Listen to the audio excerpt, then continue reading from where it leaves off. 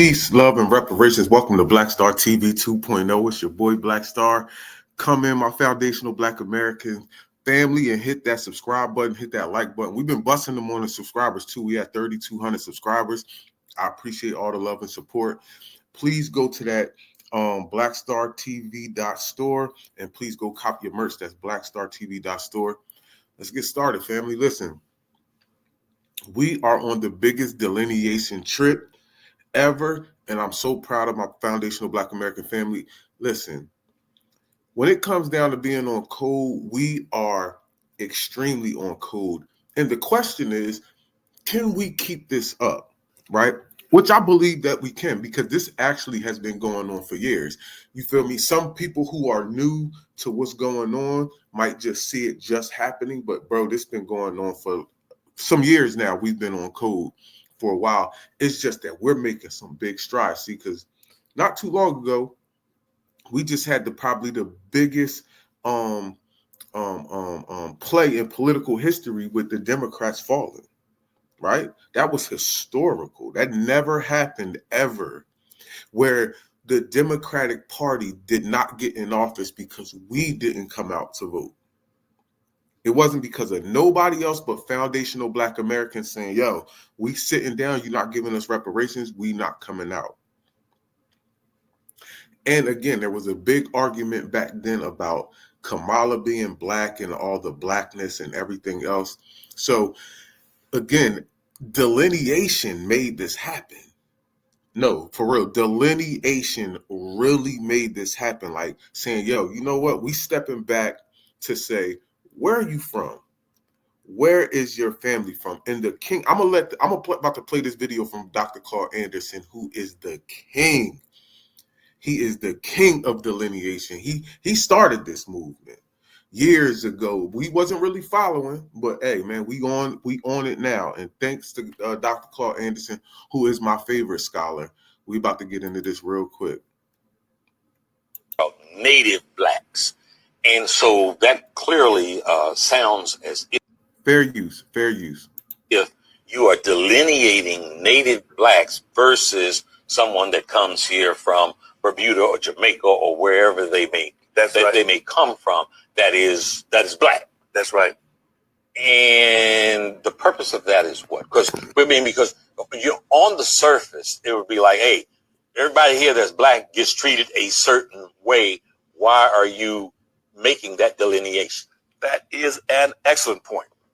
You know why? Because you see, those people coming in from Jamaica or coming in from Africa, they have not been treated like Black folk in this country. That's the first thing. And secondly, historically, they haven't had those historical experiences. They come in here voluntarily. When they come in here, they bring some cultural aspects from Africa. They can go back anytime they want. But the Black people in this country have been exceptional people. Nobody's been mistreated, maltreated like them. Black folk are exceptional. They're the only people that came here forcefully. One. Two, they're the only people that denied their humanity. Three, they were the only people denied a right to enjoy the fruits of their labor. Four, they were the only people denied the right to participate in government. Five, they were the only people denied the right to vote. Six, they were the only people denied the right to have an education. Seven, they were the only people denied the right to have a business. Eight, they were the only people that participated in every war that this country has had since its founding, but whose mother country has never been against this country. All those immigrants come from countries where they fought America, and they came in. And there's seven, that they are the oldest and most patriotic people in the country. Not the Confederates in the South. They're not the most patriotic people waving the Confederate flag. The most patriotic people in this country are Black people, Native Blacks, because you see 99% of all those Blacks have been direct descendants of slaves. They've been here before 99% of all the other people ever arrived in this country. They're special people. And because they're special people, they need to be recognized, appreciated, and reparated for what they've done in this country and building this country. They're the ones that built the bridges, the roads, cut the timber, the trees, that cleared the land, raised the tobacco, cotton, indigo. They're the people that fought in every war to protect this country. The people coming from Africa or coming from Jamaica didn't. They came here voluntarily. And the most important point on this is, if you lump them with Black folk, then you give the dominant white society a justification to say we don't owe Black folk anything. Mm-hmm. Because you see, the blackness Black people's blackness is more than just color. It is their heritage. It's their history. It's their code of conduct. And more importantly, it is their badge of honor. And it's what it symbolizes the indebtedness that this country has to them. This country does not have an indebtedness to people coming from Africa. They don't have an indebtedness to people coming in from the Bahamas. If you lump black folk in there, you deprive black folk of the benefit, the debt that's owed them. Don't do that. Whew, you are spitting fire. Nigga, was he? Now listen, and watch this, but he's been talking this delineation since forever. And he's right. It waters down our argument of trying to get our resources from this government because they don't owe y'all. And then y'all try to make us seem like we xenophobic because we don't want to include you in our reparations thing or any of our political stuff in general now. Yeah, we not including you because it hurts us as a group. See, that what was hurting us in general, being so inclusive and being drowned out. Nah, we got to separate and delineate. See? And that's coming from the king of delineation. You got to understand, bro, that's years old. And he was talking this even way before this. This is the older part of his life. We talking about in the 90s, he was talking about delineating. You see? So, and again, this is where, and this is another video right here. This is why we even have these right-wingers, right, now coming out speaking on how black people aren't Americans because they were originally slaves. It says amendments were made and there was adjustments that gave you citizenship and the right to vote. But it didn't make you American. It just gave you American citizenship. See, again, trying to take us out of being American. They want to take that away from us. They don't want us delineating and being a separate group from the rest of these Africans and Caribbeans and everybody else. That's why we got rid of African American. I don't really like the term black that much when it's just used by itself. Like, oh, black, we black people. We like, no, I don't like that term because that term can just mean anybody that's melanated. But really, when the term gets used, it's always truly referring to foundational Black Americans. I spoke about that with Dr. Umar as well. Anytime Dr. Umar talks about Black people, he's not talking about those, he's not talking about Caribbeans and Africans in the diaspora. Because all the stuff that he normally talks about that's negative about Black people is always the stuff over here in America. You feel what I'm saying? People in Africa ain't buying a whole bunch of Nikes and all this stuff that he always naming and running down. So again, that's why we get away from that. But let me play this video for y'all. Because again, our delineation is so strong. And I feel like a lot of people feel like because they can't stop it and get in front of it, and when they do try to get in front of it, they just get ran over. You feel me? Because that's what's happening. Let me play this. And you're not an American because originally you were slaves and you didn't even have value in terms of the political system. Then they were given like 3/8 of the value, right? Of 3/5. 3/5. Thank you. In my world, it was 3/8, but I live in a utopia. No, I'm just kidding. But it was like 3/5, and you go down, and it's like then amendments were made, and there was adjustments that gave you citizenship and the right to vote, but it didn't make you an American. It just gave you American citizenship. It gave you legal right. And that's why it doesn't take a genius to notice that Black people and white people in America look, act, behave fundamentally different, both individually and collectively. Now, that's not to say that Black people aren't valuable in the eyes of God. It's not to say that white people are better than Black people, even if they are. No, I'm kidding. And Yo, and that's funny. We definitely do act differently individually and as a group collectively, because as a group collectively, you niggas be on some bullshit. So you could talk all that you want. And to be honest, we were here before there was even a citizenship. Huh? We were here before there was citizenship. We were the first citizens here. Nigga, what are you talking about? These white people be so crazy, and they always have us on the mind. They always have us on the mind. Oh, yeah, well, if God says that Man, listen. These crackers are something else. But I just wanted to show y'all that because, again, our delineation is just so strong. You have to take us out of America. Because we starting, because the narrative now is, nigga, we've been here before the red natives, which is a true statement. Black people were here before the red natives. That's a fact. See, and all this now is just melting over to where white people and non-black people, non-foundational Black Americans are now getting their panties in a bunch because we're saying, yo, enough is enough. Enough is enough. We got to do our own thing. Again, a lot of this delineation is truly on a political level. We live around amongst one another, so we're never going to be truly separated and segregated like back in the day. That's not going to happen, right? But on a political level, dealing with resources, money, tangibles, things like that, nigga, you ain't included. Yeah, go take a back seat because you ain't included in this. And nobody should feel offended about that because everybody else does it. Everybody else does it. You name the group politically, they have a pack. Yo, I went on the I should go on there right now. But I went on the Congressional Black Caucus's website, right? And it's funny because the Congressional Black Caucus, right, they have only 14 Black people on there. 14 Black people out of all these folks, family, 14 of these people are FBA. Now, when it comes to the Congressional Black Caucus, right, I want to read something to you. Because it talks about, where's the about us? Here it is. About the CBC.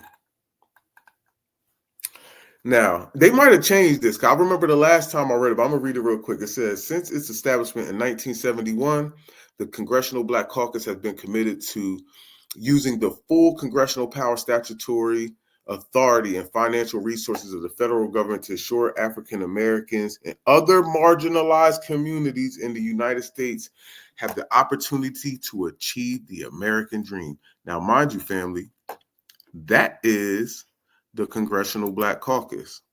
Now, watch this.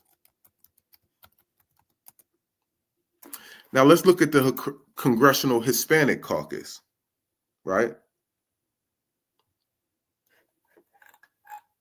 How can I get to this shit?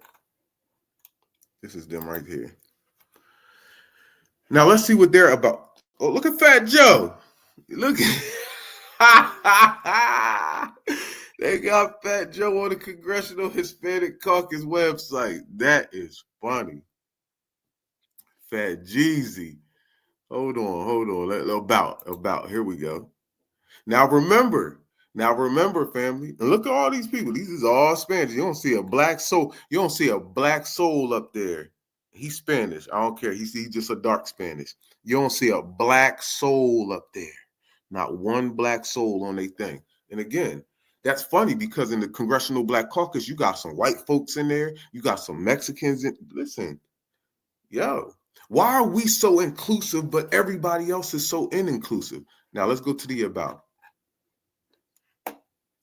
Now, they was founded in 1976, a legislation service organization of the United States House of Representatives. Today, the CHC is organized as a congressional member organization governed by the rules of House of Representatives, right?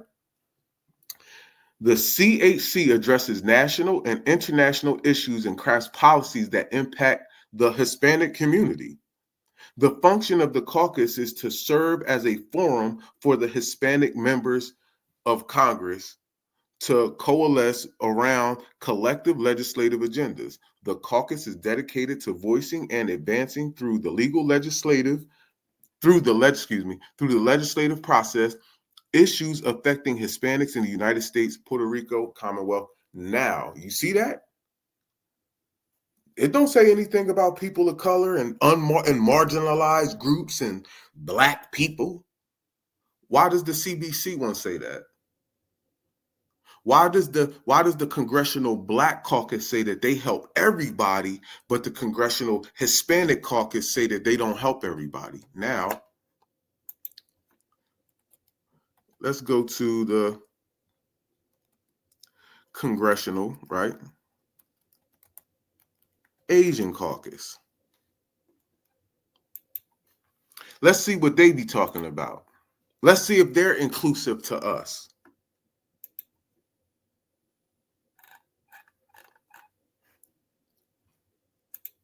Purpose, mission, and goals. The Congressional Asian Pacific American Caucus is comprised of members of Congress of Asian, Native Hawaiian, and Pacific Islander descent, and members who have a strong dedication to promoting the well-being of the Asian American, Native Hawaiian, and Pacific Islander community. Currently chaired by Congresswoman Judy Chu, CAPAC. Again, you ain't mentioning Hispanics.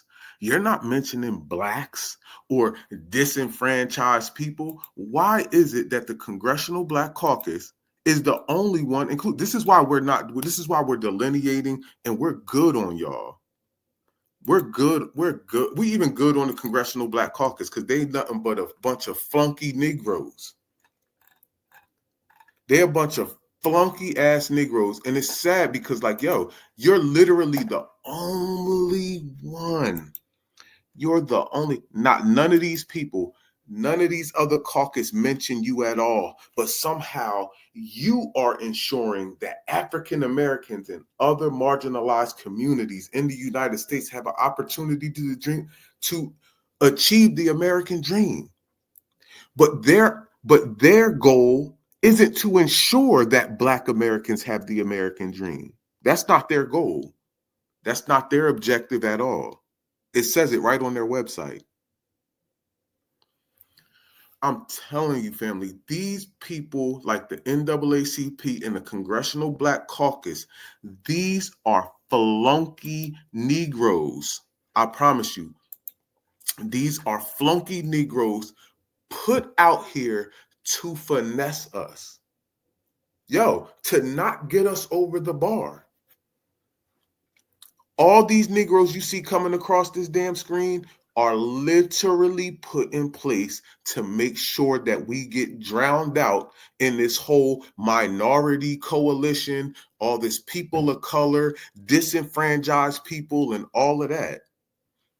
See, because those same resources that they talking about they have and that they go after from the government, you're putting that in a pot. It never goes in a pot specifically for Black Americans. It always goes under the guise of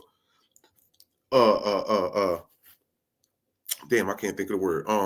Minority and people of color and all of that. That's what it goes under. And then we only get 2% of those resources. So all these little buck dancing Negroes, and you notice that too. You notice all these Negroes look docile as hell, like they don't got no fight in them whatsoever. No, I'm dead serious. Look how old all these old niggas is. Man, get your ass out the way and let some young brothers come up there with some fire in them that's going to make a change. Because all these niggas do is sit there and go with the status quo. Y'all go along to get along. And you come out here and you say black, black, black, black, black, and you try to get Black people on your side with just that little stupid black talk, but really, you're not doing anything. It never equates to shit. But peace, love, and reparations. Make sure y'all smash that subscribe button, smash that like button. Man, listen. Delineation is the number one issue right now, besides reparations. It's reparations, delineation. And I'm telling y'all, we really do have to push. I talked about it on my last video, but we really do have to push for this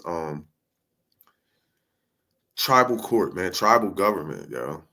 I'm telling you, we don't get away from these people's judicial system, it's going to be hard for black folks to get up out the ground, man. I'm telling you, this judicial system is so corrupt and crooked. And again, it leans into business because, they make laws that mess with our businesses, which again is the judicial system. The judicial ain't just crime. That shit ain't just crime.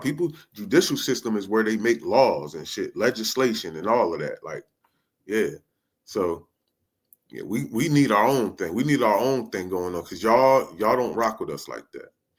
But again, make sure y'all hit that store, blackstartv.store. That's blackstartv.store. I appreciate all the love and support, family. We up out of here. My peace, love, and reparations, man. Is not a nicety. It's not something nice to have for black folk. It is now an absolute necessity. If you do not get reparations soon, black folk, as I told you before, are through. Reparation is not a nicety, it's a necessity. What are the conditions? What are the conditions that precipitated black folk getting into this dilemma? And what black labor, white wealth did, it tracked 800 years of history in very systematic terms to show you every strategy, every technique, every law, every public custom, and every public policy that was used to enslave black folk around the world and to maldistribute almost 100% of all this nation's wealth, power, resource, privileges, businesses, and controls of all levels of government into the hands of the dominant white society. And what slavery and Jim Crow segregation did with black folk, it intentionally maldistributed all the resources away from black folk and created a real-life monopoly game. Black folk in America are playing in a real-life monopoly game that you're totally ill-prepared to play and win.